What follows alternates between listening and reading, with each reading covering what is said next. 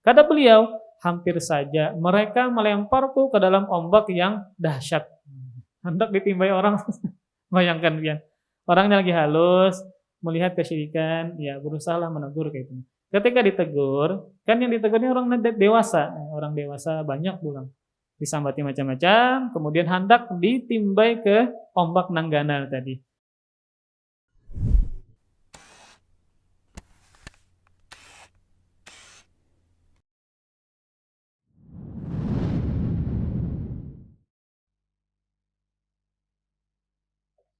Assalamualaikum warahmatullahi wabarakatuh. Innal hamdalillah nahmaduhu wa nasta'inuhu wa nastaghfiruh wa na'udzu billahi min shururi anfusina wa min sayyiati a'malina. May yahdihillahu fala mudilla lahu wa may yudlil fala hadiya lahu. Wa asyhadu an la ilaha illallah wahdahu la syarika lahu wa asyhadu anna Muhammadan 'abduhu wa rasuluhu la nabiyya ba'dah. Qala Allah ta'ala fil Qur'anil Karim, ya ayyuhalladzina amanu taqullaha haqqa tuqatih wa la tamutunna illa wa antum muslimun. Amma ba'du, fa inna asdaqal hadithi kitabullah wa khairal hadi hadi Muhammadin sallallahu alaihi wa alihi wasallam wa syarral umuri muhdatsatuha fa inna kulla muhdatsatin bid'ah wa kulla bid'atin dhalalah wa kulla dhalalatin finnar. Alhamdulillah, kita bersyukur kepada Allah Subhanahu wa taala, kembali kita belajar dan bisa berkumpul di sini dalam rangka mengerjakan ketaatan dan ketakwaan kepada Allah Subhanahu wa taala. Dan juga kita masih berada di bulan Ramadan. Semoga Allah Subhanahu wa taala membalas dengan sebaik-baik balasan dan semoga Allah Subhanahu wa taala menerima seluruh amalan kita. Ini adalah pembahasan terakhir dari kitab Qawaidul Arba' yang disusun oleh Syekh Muhammad At-Tamimi. Kita ulang secara ringkas 4 kaidah yang berkaitan dengan kesyirikan. Kaidah yang pertama, penulis mengatakan annal kufar alladhi naqatalahum Rasulullah sallallahu alaihi wasallam muqirruna bi anna Allah ta'ala huwal khaliq al-mudabbir wa anna dzalika lam yudkhilhum fil Islam. Kaidah yang pertama adalah bahwa orang-orang kafir yang diperangi oleh Rasulullah sallallahu alaihi wasallam, mereka meyakini bahwa Allah lah satu-satunya pencipta dan pengatur. Jadi mereka meyakini bahwa yang menciptakan alam semesta dan yang mengaturnya adalah Allah Subhanahu wa taala. Jadi mereka tidak meyakini berhala yang mereka sembah sebagai pencipta dan pengatur alam semesta. Namun tetap mereka mengatakan adalah Allah Subhanahu wa taala.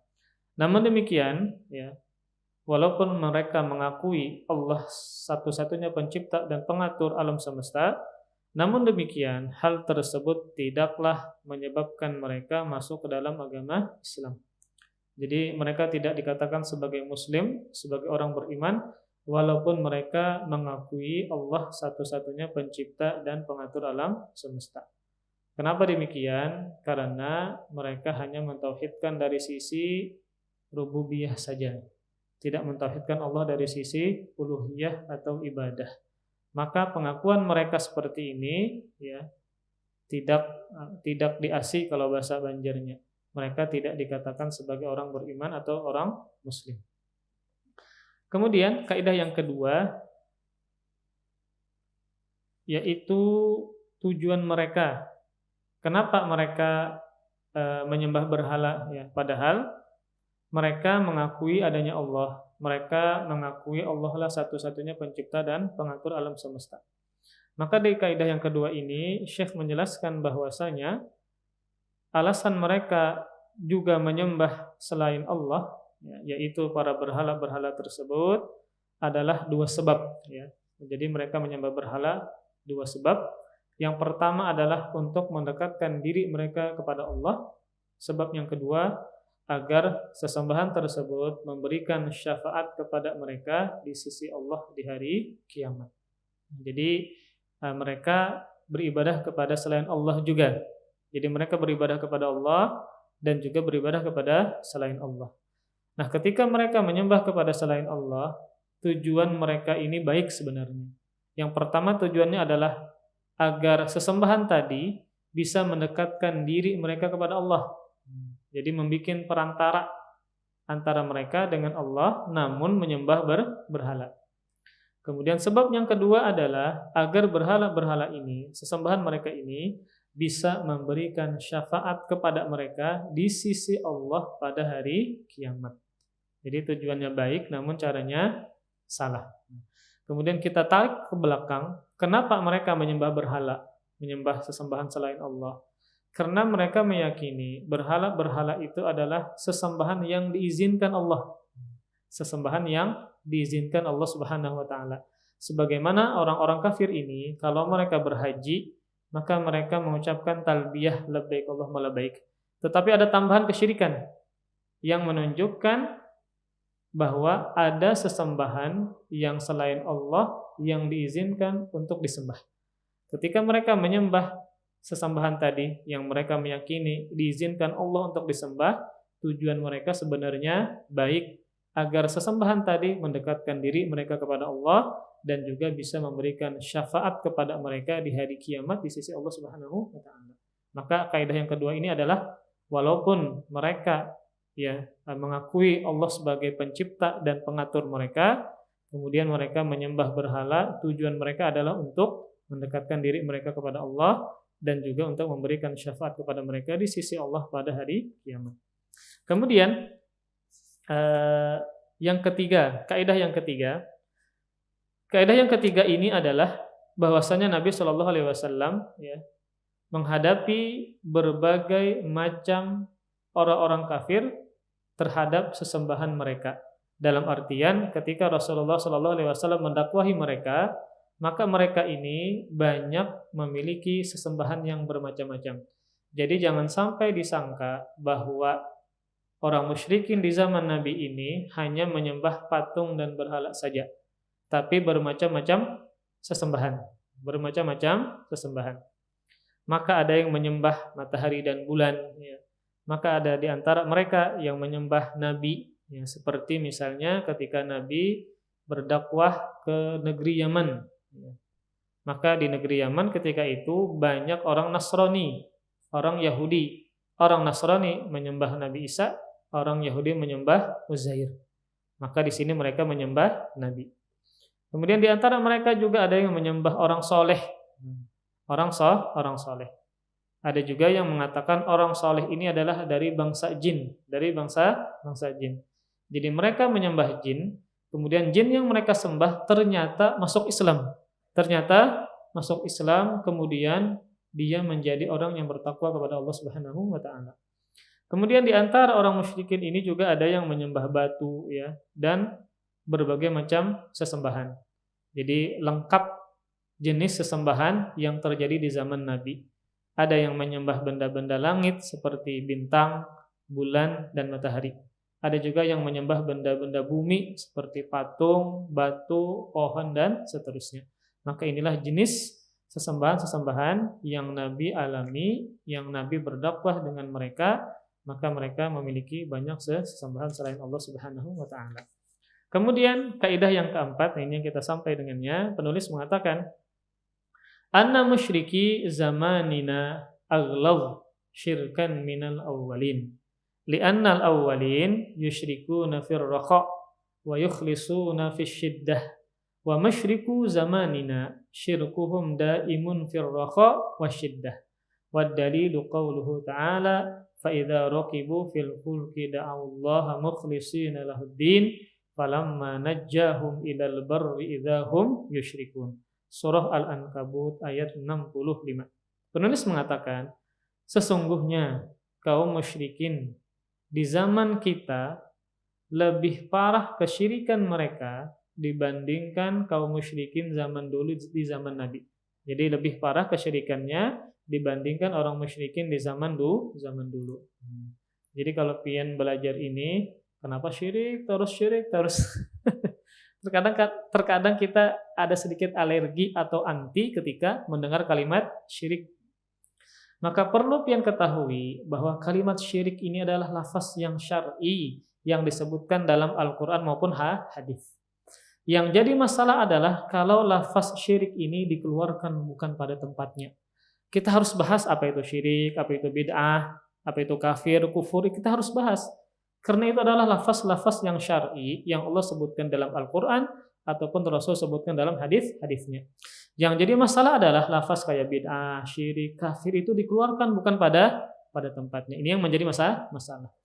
Nah, adapun 4 kaidah yang ditulis oleh penulis di sini, beliau menyebutkan dalil, pasti ada dalilnya. Kaidah ini ada dalilnya sehingga apa? Beliau kembalikan kepada Al-Qur'anul Karim, bukan sembarangan beliau sebutkan. Penulis mengatakan, sungguh kaum musyrikin di zaman kita lebih parah kesyirikan mereka dibandingkan musyrikin zaman dulu. Kaum musyrikin zaman dulu, seperti di zaman Nabi ya, mereka melakukan kesyirikan saat lapang saja. Saat mereka senang, saat mereka punya harta ya, maka mereka melakukan kesyirikan kepada Allah Subhanahu wa taala. Dan mereka mengikhlaskan ibadah kepada Allah ketika mereka berada dalam keadaan sempit. Nah, seperti yang disebutkan dalam Al-Qur'an ketika mereka berada di dalam kapal. Ternyata kapalnya misalnya hancurkah, atau ada topankah, atau ada macam-macam, sehingga mereka dalam keadaan sempit. Ketika dalam kondisi itu, orang musyrikin zaman dulu ikhlas beribadah hanya kepada Allah. Nah, berarti kan itu menunjukkan bahwasanya orang musyrikin zaman dulu itu ketika mereka berada di masa lapang, merasa tenang, nyaman, bukan dalam keadaan sempit mereka melakukan kesyirikan kepada Allah. Tetapi tatkala mereka berada dalam keadaan sempit, terdesak, mara bahaya, ternyata mereka mengikhlaskan ibadah hanya kepada Allah Subhanahu wa taala. Sedangkan orang musyrikin di zaman kita, mereka melakukan kesyirikan dalam setiap keadaan, baik ketika dalam keadaan lapang maupun ketika dalam keadaan sempit. Dalilnya adalah firman Allah Subhanahu wa taala surah Al-Ankabut ayat 65. Fa idza raqibu fil fulki da'allaha mukhlishina lahuddin falamma najjahum ilal barri idzahum yusyrikun. Kata Allah Subhanahu wa taala, maka apabila mereka siapa? Orang musyrikin zaman dulu di zaman Nabi. Mereka naik kapal. Mereka berdoa kepada Allah dengan memurnikan ketaatan kepadanya. Nah, ini mereka mentauhidkan Allah ketika mereka berada dalam kondisi terdesak. Maka tatkala Allah menyelamatkan mereka sampai ke daratan, berarti kan dalam kondisi tenang sudah, tidak dalam kondisi sempit lagi. Ternyata tiba-tiba mereka kembali melakukan kesyirikan kepada Allah Subhanahu wa taala. Maka di sini Allah menyatakan bahwa orang musyrikin zaman dulu seperti di zaman Nabi, maka mereka tatkala berada dalam kondisi genting, mara bahaya, ya, dalam kondisi sempit, ternyata mereka mengikhlaskan ibadah hanya kepada Allah. Namun ketika mereka selamat, berada dalam kondisi lapang, mereka ternyata menyekutukan Allah Subhanahu wa taala, kembali berbalik pulang ke asal, menyembah berhala pulang, menyembah nabi pulang, orang saleh pulang. Maka mereka dikatakan sebagai orang musyrikin. Maka pada kaidah yang keempat ini penulis menjelaskan bahwa kaum musyrikin di zaman sekarang ternyata lebih parah kesyirikan mereka dibandingkan dengan musyrikin di zaman dulu dari satu sisi. Nah, sisi apa? Yaitu dalam kondisi genting. Kalau kondisi genting, maka kaum musyrikin Arab dulu mereka hanya bersandar kepada Allah dengan mengikhlaskan ibadah hanya kepada Allah. Sedangkan di zaman sekarang, mau kondisi gentingkah, kondisi lapangkah, ternyata banyak yang menyekutukan Allah Subhanahu wa taala. Maka dalil yang pertama adalah surah Al-Ankabut ayat 65. Dan juga firman Allah Subhanahu wa taala surah Yunus ayat 22 dan 23, cukup panjang ulun bacakan. Huwallazi yusayyirukum fil barri wal bahr hatta idza kuntum fil fulki wa jarayna bihim birihin thayyibah wa farihu biha ja'atha rihun 'asifu wa ja'ahumul mawju min kulli makan wa dhannu annahum muhita bihim da'awallaha mukhlishina lahuddin la in anjaytana min hadhihi lanakunanna minasyakirin falamma anjahum idzahum yabghuna fil ardi bighairil haqq ya ayyuhan nas innama baghyukum ala anfusikum mata'al hayatid dunya summa ilaina marji'ukum fanunabbi'ukum bima kuntum ta'malun. Kata Allah Subhanahu wa taala, dialah Rabb, dialah Tuhan yang menjadikan kalian dapat berjalan di daratan. Jadi kita adalah makhluk yang bisa berjalan di daratan, tapi tidak bisa berjalan di atas lautan. Makanya harus dengan perantara kapal. Berlayar di lautan. Jadi ketika di daratan dengan berjalan, kemudian ketika di lautan dengan berlayar menggunakan kapal. Sehingga kata Allah, apabila kalian berada dalam bahtera atau kapal dan berjalanlah bahtera tersebut membawa orang-orang yang ada di dalamnya dengan tiupan angin yang baik dan mereka bergembira karenanya. Jadi kapal berjalan karena ada angin yang bertiup. Datanglah angin badai, angin yang keras, yang kencang ya. Dan apabila gelombang dari segenap penjuru menimpanya dan mereka yakin bahwa mereka telah terkepung dengan bahaya tadi, maka mereka kata Allah berdoa kepada Allah dengan mengikhlaskan ketaatan kepada Allah Subhanahu wa taala saja. Ini kondisi orang musyrikin zaman dulu. Jadi ketika mereka berada dalam kondisi genting, mereka tidak minta tolong kepada berhala, enggak. Karena mereka tahu bahwa berhala tidak bisa menolong mereka. Kemudian, siapa yang mereka minta tolong, yang mereka ikhlaskan ibadah ketaatan hanya kepada Allah, maka tentu kepada Allah Subhanahu wa taala. Kemudian, dalam ayat yang lain Allah juga mengatakan ya, Qul may yunajjikum min dhulumatil barri wal bahr tad'unahu tadarruan wa khufyah la in anjana min hadhihi lanakunanna minasyakirin. Qulillah yunajjikum minha wa min kulli karbin thumma antum tusyrikun. Kata Allah Subhanahu wa taala, katakanlah wahai Muhammad, siapakah yang dapat menyelamatkan kalian dari bencana di daratan dan di lautan, dan kalian berdoa kepadanya dengan merendahkan diri dengan suara yang lembut, suara yang pelan, dengan mengatakan sesungguhnya jika Dia menyelamatkan kami dari bencana ini yaitu Allah, tentulah kami menjadi orang-orang yang bersyukur kepada Allah Subhanahu wa taala. Maka di sini Allah menyebutkan mereka bahwasanya mereka ketika ada bencana di daratan atau di lautan, maka mereka ikhlas berdoa hanya kepada Allah Subhanahu wa taala. Ini menunjukkan kondisi orang musyrikin zaman dulu itu, mereka bisa mentauhidkan Allah. Dari sisi ibadah, kapan? Ketika mereka berada dalam kondisi genting atau bahaya. Nah, sedangkan orang-orang yang terjatuh ke dalam kesyirikan di zaman sekarang, mau kondisi gentingkah, kondisi lapangkah, mereka ternyata menyekutukan Allah Subhanahu wa taala. Kemudian dalam ayat yang lain, surah An-Nahl ayat 53 dan 54. Firman Allah Subhanahu wa taala, "Wa ma bikum min ni'matin faminallah, tsumma idza massakumud durru fa ilaihi taj'arun. Tsumma idza kashafad durru ankum idza fariqum minkum bi rabbihim yusyrikun." Kata Allah Subhanahu wa taala, dan apa saja nikmat yang ada pada kalian, maka dari Allah lah datangnya. Ini wajib kita yakini bahwa segala nikmat yang Allah berikan kepada kita wajib diyakini di hati itu datangnya dari Allah Subhanahu wa taala. Kenapa? Agar tidak timbul merasa hebat dengan apa yang kita miliki karena kita meyakini itu adalah hasil dari kerja kita. Padahal semua yang kita miliki itu datangnya dari Allah Subhanahu wa taala. Makanya kan kalau kita dapat nikmat wajib bersyukur dengan 3 rukun. Wajib bersyukur dengan 3 rukun. Yang kalau salah satu rukunnya tidak ada, maka kita tidak dikatakan sebagai orang yang bersyukur. Bersyukur dengan lisan, bersyukur dengan hati, bersyukur dengan anggota badan. Bersyukur dengan lisan tentu dengan mengucapkan alhamdulillah. Kemudian yang kedua, apakah cukup hanya bersyukur dengan lisan? Tidak. Yang kedua harus bersyukur dengan hati. Maksudnya apa? Mengakui nikmat tersebut datangnya dari Allah Subhanahu wa taala. Maka segala apa yang pian miliki, apapun yang pian miliki, maka wajib pian yakini dalam hati itu datangnya dari Allah Subhanahu wa taala, bukan karena keahlian pian dalam mencari harta tersebut. Maka wajib pian yakini datangnya dari Allah Subhanahu wa taala, agar jangan sampai kita lupa dengan Allah. Allah lah yang memberikan kita nikmat tersebut. Kemudian rukun yang ketiga, ini yang paling sulit, yaitu bersyukur dengan anggota badan. Maksudnya apa? Kita gunakan nikmat tersebut dalam ketaatan kepada Allah Subhanahu wa taala. Kalau seandainya pian punya nikmat ya, misal mobil. Satu, pian diberi mobil, pasti pian mengucapkan alhamdulillah. Kemudian sebagai perantara, orang yang mengasih pian ucapkan terima kasih jazakallahu khairan. Kemudian yang kedua, pian harus meyakini di hati mobil tersebut adalah datangnya dari siapa? Allah. Allah yang memberikan.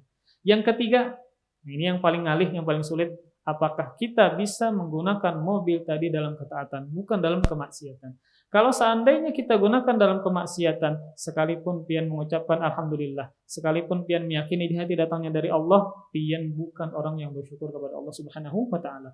Karena digunakan bukan dalam ketaatan, tapi bahkan dalam kemaksiatan kepada Allah. Maka nikmat yang sejatinya anugerah menjadi petaka, menjadi musibah kalau digunakan bukan pada tempatnya. Maka inilah yang paling sulit, rukun yang ketiga, yaitu menggunakan nikmat tersebut bukan dalam kemaksiatan. Nah, di sini Allah mengatakan, dan apa saja nikmat yang ada pada diri kalian, maka dari Allah lah datangnya. Dan apabila kalian ditimpa oleh kemudaratan, maka hanya kepadanya lah kalian meminta pertolongan, kata Allah Subhanahu wa taala. Kemudian apabila dia telah menghilangkan kemudaratan itu pada kalian, tiba-tiba sebagian dari kalian menyekutukan Rabb-nya dengan sekutu yang lain.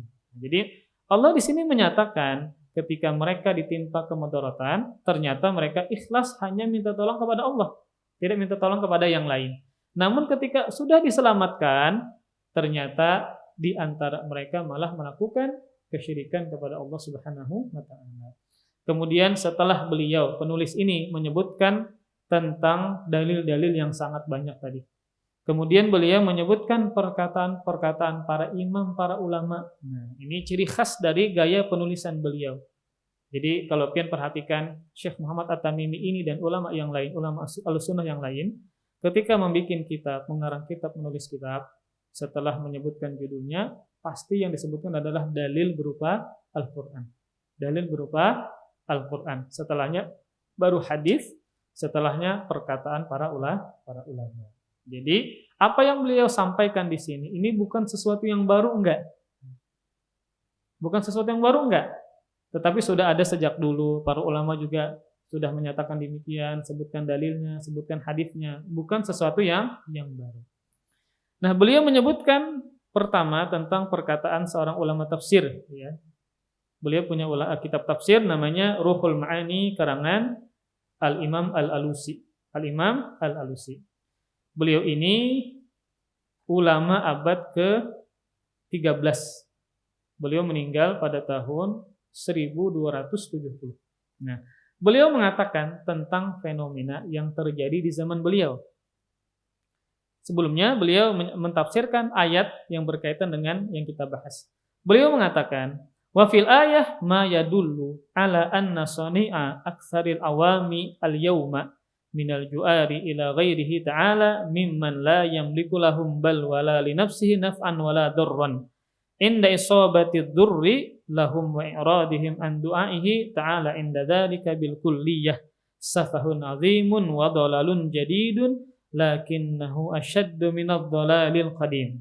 Beliau mengatakan, ayat ini yang kita bahas sebelumnya tadi menunjukkan bahwa kebanyakan yang dilakukan oleh orang awam pada saat ini berupa merendahkan suara kepada selain Allah, yang selain Allah tersebut tidak bisa memberi untuk orang lain, bahkan untuk dirinya sendiri memberi manfaat maupun mudarat ketika tertimpa musibah. Jadi beliau mengkaitkan antara kondisi zaman sekarang dengan zaman dulu, bahwa kebanyakan orang pada zaman sekarang, zaman beliau, ya, maka mereka merendahkan suara kepada selain Allah. Maksudnya apa? Berdoa kepada selain Allah Subhanahu wa taala, yang ternyata selain Allah ini tidak bisa memberikan manfaat untuk dirinya sendiri, bahkan orang lain. Kemudian beliau mengatakan, berpalingnya mereka dari berdoa kepada Allah secara menyeluruh merupakan kebodohan yang sangat besar dan kesesatan yang baru, akan tetapi ini lebih parah dari kesesatan yang terdahulu. Kalau kesesatan orang terdahulu, mereka ketika berada di kondisi lapang baru menyekutukan Allah, tetapi ketika di masa kondisi sempit ternyata ikhlas beribadah dan berdoa kepada Allah. Kalau orang zaman sekarang, kata beliau, dua-duanya, mau di masa lapangkah, di masa sempitkah, ternyata mereka berdoa kepada selain Allah Subhanahu wa taala. Kemudian penulis juga mengutip perkataan yang lainnya. Kemudian ya, Al-Imam Asy-Syaukani ya, dalam kitabnya, ini bukan ulun salah, ini bukan penjelasan dari Syekh Muhammad At-Tamimi, bukan. Tetapi syarah yang ulun bawa, ya, yang mana beliau menyebutkan kondisi-kondisi zaman yang terjadi dari sebagian para ulama. Tadi adalah dari Syekh atau Al-Imam Al-Alusi dalam kitab tafsir beliau, bahwa beliau menyatakan di kondisi beliau atau di zaman beliau, ternyata orang-orang awam itu kebanyakan mereka berdoa kepada selain Allah, baik di masa sulit maupun di masa yang lapang. Kemudian juga terjadi di zaman Imam Asy-Syaukani. Imam Asy-Syaukani, ya, makanya banyak anak-anak di Banjarmasin Syaukani, yaitu nama ulama. Imam Syaukani ini beliau ulama abad ke-13 sama, ya. Beliau meninggal pada tahun 1250 Hijriah. Al-Imam Asy-Syaukani dalam kitab tafsir beliau Fathul Qadir, ya, beliau mentafsirkan ya tentang surah Yunus ayat 22 yang menyatakan orang musyrikin zaman dulu itu ketika mereka berada di kondisi genting ikhlas beribadah kepada Allah. Beliau mengatakan, cukup panjang, ulun ringkas saja. Wa fi hadhil ayah bayanu an haula'il musyrikin kanu la yaltafituna ila asnamihim fi hadhil halah wa ma yushabihuha fa ya'jaban lima hadatsa fil Islam min tawaif ya'taqiduna fil amwat fa idza aradat lahum fil bahri mithlu hadhil halah da'awul amwat ila akhirih. Al-Imam Asy-Syaukani dalam kitabnya Fathul Qadir, kitab tafsir, beliau mengatakan ketika mentafsirkan Quran surah Yunus ayat 22. Ayat ini menjelaskan bahwa mereka, maksudnya orang musyrikin zaman dulu, ya, tidak menoleh sama sekali kepada berhala-berhala mereka dalam kondisi genting seperti ini. Yang kondisi genting yang semisalnya. Jadi ketika orang musyrikin zaman dulu, ya, ketika mereka berada dalam kondisi bahaya genting, ternyata mereka sedikit pun tidak menoleh kepada patung-patung dan berhala yang mereka sembah. Maka sungguh menakjubkan tentang yang terjadi di dunia Islam, berupa kelompok-kelompok yang memiliki keyakinan kepada mayat-mayat. Jika mereka mengalami kondisi genting seperti ini di tengah lautan, mereka malah berdoa kepada mayat-mayat tersebut dan tidak memurnikan doa hanya kepada Allah sebagaimana yang dilakukan oleh orang musyrikin Arab pada zaman dulu. Jadi makanya kan di sini menunjukkan kaidah ini bahwa kesyirikan yang terjadi di zaman sekarang ternyata lebih parah dibandingkan dengan musyrikin zaman dulu. Jadi orang zaman dulu itu, ya, ketika tadi berada dalam kondisi genting, ternyata mereka mentauhidkan Allah. Tapi ketika sudah selamat, kondisi lapang, mereka kembali melakukan kesyirikan kepada Allah Subhanahu wa taala. Namun untuk zaman sekarang ini sudah terjadi di zaman Imam Syaukani. Jadi zaman beliau itu sudah ada orang-orang kelompok-kelompok yang mereka memiliki keyakinan tertentu kepada mayit-mayit. Entah kepada orang yang sudah meninggal ini orang solehkah, ulama-kah, wali-kah, yang mereka meminta tolong kepada mereka yang sudah meninggal dunia ketika mereka berada dalam kondisi genting yang tidak pernah dilakukan oleh orang musyrikin zaman Arab di zaman Nabi atau sebelumnya. Kemudian juga ada cerita lagi yang disebutkan oleh Syekh Muhammad Ahmad Basyamil dalam kitab beliau Kaifa Nafhamu Tauhid. Beliau bercerita tentang peristiwa yang langsung beliau alami sendiri. Syekh Muhammad Ahmad Basyamil. Beliau mengatakan, ini cukup panjang ya, ulun ringkas saja. Waqad hadartu katsiran min haula'i wa hum yatadarra'una ila awliyaihim bid-du'a al-har fil bahr. Wa dzalika indama kuntu musafiran fil bahril ahmar mundu aktsar min 25 sanah. Kata Syekh Muhammad Ahmad Basyamil, sungguh aku menyaksikan banyak dari mereka yang tunduk dan berdoa dengan khusyuk kepada wali-wali mereka di lautan. Hal itu terjadi ketika aku safar ke Laut Merah sekitar 25 tahun yang lalu. Kata Syekh Muhammad Ahmad Tasyami. Ulun langsung bacakan terjemahnya. Kami saat itu berjumlah 80 penumpang dalam sebuah kapal yang kecil. Zaman dulu ya, masih ya kapal kayak itu, mengandalkan angin, belum ada pesawat dan seterusnya.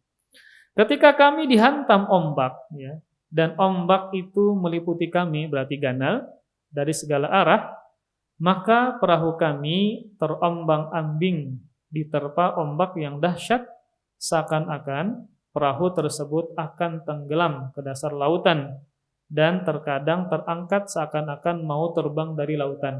Jadi ini pian bayangkan kondisi kapal 80 orang ya, kapalnya halus pulang. Ketika ada gelombang tadi seakan-akan hendak karam, seakan-akan hendak tarabang. Berarti apa, Pak? Ganal berarti ya itu nah. Ketika dalam ini kan kondisi genting nih, tengah lautan. Dalam kondisi sulit seperti ini, kata beliau, para orang-orang yang beribadah kepada kuburan tadi, yang di dalam kapal ini, meminta pertolongan. Bukan kepada Allah yang maha hidup dan maha mampu terhadap segala sesuatu, akan tetapi dari mayat yang tidak mampu sama sekali. Maka mereka memanggil wali fulan, syekh fulan, ulama fulan yang sudah meninggal dunia. Maka mereka berkeyakinan itu adalah yang dibolehkan ya. Ini dinamakan dengan istighatsah, yaitu meminta tolong kepada Allah saat kondisi terdesak. Maka mereka memanggil nama syekh fulan, wali fulan yang tidak pernah dilakukan oleh orang musyrikin zaman dulu. Nah, ini kan sebuah kekeliruan pala. Dari sisi mana kekeliruannya? Jadi kalau pian misalnya seperti itu mendengar keluarga pian, kalau dikit-dikit bertawasul, dikit-dikit istighosah, disuruh memanggil wali fulan, bagaimana jawaban pian? Nah, maka jawaban kita adalah yang pertama dari sisi logika gini dulu itu. Maka orang yang sudah meninggal itu tidak mungkin hidup kembali, Pak. Tidak mungkin hidup kembali. Seandainya mereka bisa hidup kembali, maka para sahabat yang sangat sedih ketika kematian Nabi, maka anak Nabi Fatimah yang sangat sedih kehilangan abahnya, seharusnya Nabi menghampiri mereka ketika Nabi sudah meninggal dunia. Buktinya tidak ada pernah riwayat pun Nabi hidup kembali untuk bertemu dengan mereka. Makanya Fatimah anak beliau ini saking sedihnya dengan kematian abahnya Sidin Garing. 6 bulan setelah Nabi meninggal, Fatimah juga meninggal dunia. Terdapat riwayat bahwa Nabi hadir hadapan Fatimah, misalnya menenangkan, menghibur, padahal Nabi sudah meninggal dunia. Tidak pernah juga Nabi menghampiri para sahabatnya yang sedih ketika ditinggal oleh Rasulullah SAW. Yang kedua pulang, kalau memanggil seorang yang sudah meninggal dunia, kita seakan-akan meyakini yang meninggal ini tahu segalanya, tahu kita berada, bisa mendengar suara kita, padahal orangnya sudah meninggal dunia kayak itu nah. Maka seakan-akan kita meyakini orang tersebut maha tahu dan maha mendengar. Maka ketika Sidin masih hidup saja terbatas pendengaran beliau, apalagi ketika meninggal dunia. Orang yang meninggal dunia itu yang diharapkan itu yang hidup. Ketika yang meninggal dunia, mereka mengharapkan kiriman pahala dari orang yang hidup. Bukan sebaliknya kita minta tolong kepada orang yang meninggal, bukan, tapi orang yang meninggal berharap pertolongan dari orang yang masih hidup. Itu jawaban yang kedua. Kemudian jawaban yang ketiga, belum lagi kita sebutkan dalilnya, para sahabat tidak pernah ya beristighatsah kepada Nabi SAW ketika Nabi sudah meninggal dunia. Kenapa kita harus misalnya kepada si wali? Padahal ada yang lebih tinggi daripada wali para sahabat. Kenapa pian ke dalam sahabat aja? Seadanya boleh kayak itu nah. Kenapa harus lawan wali? Kenapa ke dalam sahabat misalnya? Kenapa ke dalam Nabi misalnya? Kalau seandainya boleh kayak itu nah. Namun tidak boleh. Jadi akan banyak penyimpangan-penyimpangan yang terjadi ketika ada orang yang berdoa meminta pertolongan kepada orang yang sudah meninggal dunia. Dan ini sudah terjadi sejak zaman dulu. Nah, kemudian ya, kan beliau tadi bersama orang yang seperti itu. Lalu beliau singkat cerita, beliau tegur. Nah, kan beliau itu masih kecil, kemudian beliau jelaskan kepada orang-orang tersebut bahwa perbuatan mereka tidak pantas dilakukan oleh seorang muslim untuk selain Allah Subhanahu wa taala. Nah, kemudian ya, ketika beliau yang masih halus ini menasihati orang-orang yang memanggil yang sudah meninggal dunia, maka orang-orang meneriaki beliau dengan sebutan Wahabi. Sudah ada sejak zaman dulu seperti itu ya. Faru wasahu jami'an Wahabi. Wakadu yakdhifu nabi bainal amwajil haijah laula annallaha hamani minhum thumma ba'dal ladzina yaktumuna imanahum fis safinah. Jadi ketika beliau menasihati ya agar jangan meminta tolong kepada selain Allah, jangan minta tolong kepada wali siapapun, tapi kepada Allah, karena ini dalam kondisi genting. Maka orang-orang tersebut meneriaki beliau dengan sebutan Wahabi. Kata beliau, hampir saja mereka melemparku ke dalam ombak yang dahsyat. Hendak ditimbai orang, bayangkan ya. Orangnya lagi halus, melihat kesyirikan, ya berusahalah menegur kayak gitu. Ketika ditegur, kan yang ditegurnya orang dewasa banyak pulang. Disambati macam-macam, kemudian hendak ditimbai ke ombak nanggana tadi. Seandainya Allah ya. Jadi beliau ditolong Allah Subhanahu wa taala.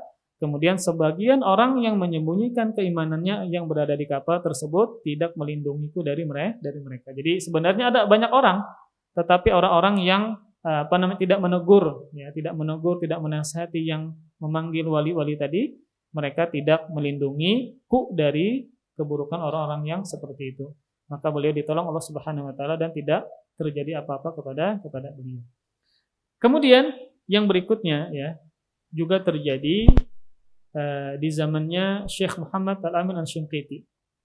Ini beliau sebutkan dalam kitab beliau Adwaul Bayan, kitab tafsir. Beliau mengatakan, ini sebagai penutup, wa yu'lam min dzalika anna ba'dha jahalatil mutasammin bismil Islam aswa'u halan min abadatil awthan fa innahum idza dahamathum asy-syada'id wa ghashiyatuhumul ahwal wal kurub iltajau ila ghairillah mimman ya'taqiduna fi shalah fil waqti alladhi yukhlisu fihi al-kuffar al-ibadati lillah.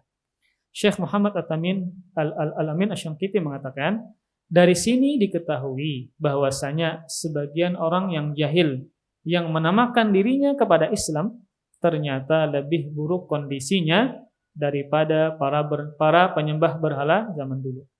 Mereka, sebagian orang jahil tersebut, jika ditimpa dengan kondisi genting serta dipenuhi dengan penderitaan, maka mereka pun segera bersandar kepada selain Allah, yaitu kepada orang-orang yang mereka anggap soleh. Padahal dalam kondisi tersebut, orang kafir Arab mengikhlaskan ibadah mereka hanya kepada Allah Subhanahu wa taala. Maka kaidah yang keempat ini adalah berkaitan dengan kondisi kesyirikan di zaman sekarang, yang ternyata ada sebagian orang-orang yang ternyata beribadah kepada selain Allah, melakukan kesyirikan saat kondisi genting, yang mana musyrikin Arab ternyata beribadah kepada Allah ikhlas ketika dalam kondisi genting.